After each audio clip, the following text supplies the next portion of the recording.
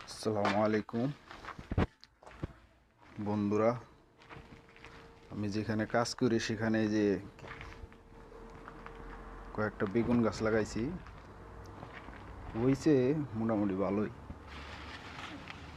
কতদিন তুলছি, অনেকগুলি উড়াইছি, আজকে আবার দেখ পারাইছি কিরকম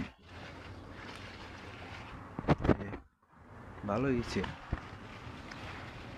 সব কিছু মিলা আরও মনে হয় 4-5 দিন উড়াইছি,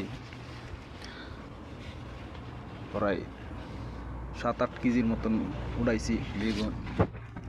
খুব সুন্দর হয়, জায়গা অল্প, পানি দিতে অসুবিধা। জানেন যারা সৌদি আরব থাকেন তারা পানির যে কি দাম। আমার পিছে যে পানির গাড়ি দিয়ে পানি আনা লাগে, আইনা আইনা করে মনে করেন যে কি করে বললো দেওয়ার পানি এরকম কিছু।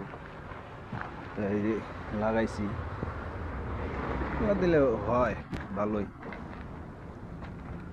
সুন্দর সুন্দর বেগুন।